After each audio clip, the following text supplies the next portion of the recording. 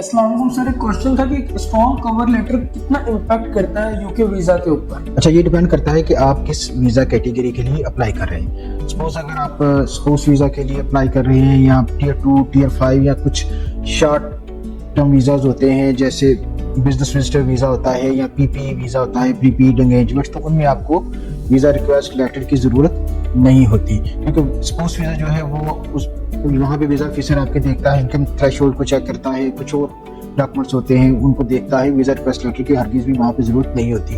Just like same इसी तरह है टियर 2 और टियर 5 में भी वीज़ा रिक्वेस्ट लेटर की ज़रूरत होती है अमूमन आपको विजिटर वीज़ा के लिए, और वो भी कुछ खास किस्म के केसेस पे।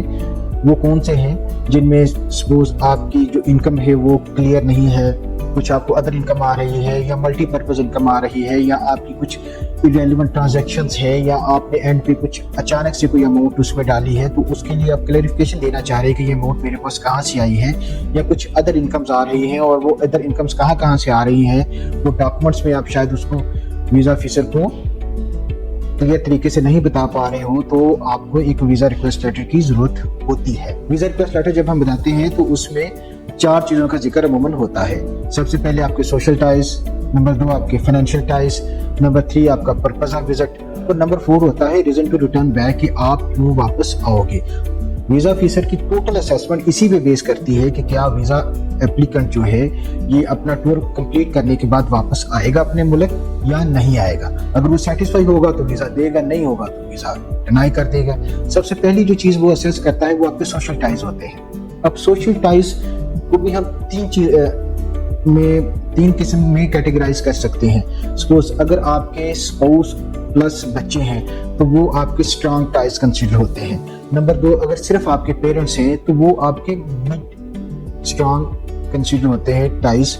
और तीसरे अगर आपके एक्सटेंडेड फैमिली है, जैसे आपके सिबलिंग्स हैं या कुछ और रिश्तेदार हैं, तो वो आपके वीक फैमिली टाइज कंसिडर होते हैं। तो उनको वजाहत के साथ बयान करने में, वीज़ा ऑफिसर को कन्विंस करने के लिए आपको वीज़ा रिक्वेस्ट लेटर की ज़रूरत होती है।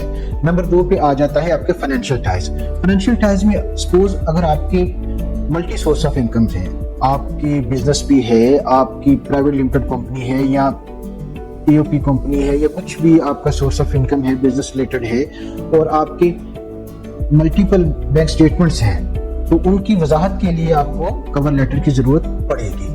या कुछ आपको कोई प्रॉपर्टी से इनकम आ रही है, या आपको कुछ सेविंग आपने बैंक में रखे हुए हैं उनसे प्रॉफिट आ रहा है, या कुछ स्टॉक एक्सचेंज में आपकी इन्वेस्टमेंट है वहाँ से आपको इनकम आ रही है, तो उसकी कंप्लीट वजाहत के लिए आपको डेफिनेटली वीज़ा रिक्वेस्ट लेटर की ज़रूरत पड़ेगी।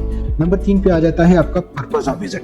तो पर्पस ऑफ विजिट तो मेन चीज़ है, आपके जो वीज़ा है उसकी जान है पर्पस ऑफ विजिट। आप किस मकसद के लिए आप जा रहे हो, भाई आप या इतना खर्चा कर रहे हो, टिकट परचेज की है, वहाँ पे आपने स्टे का बंदोबस्त किया है, तो उसके पीछे आपका एक पर्पस होगा विजिट का, वो आप बयान करोगे अपने कवर लेटर पे।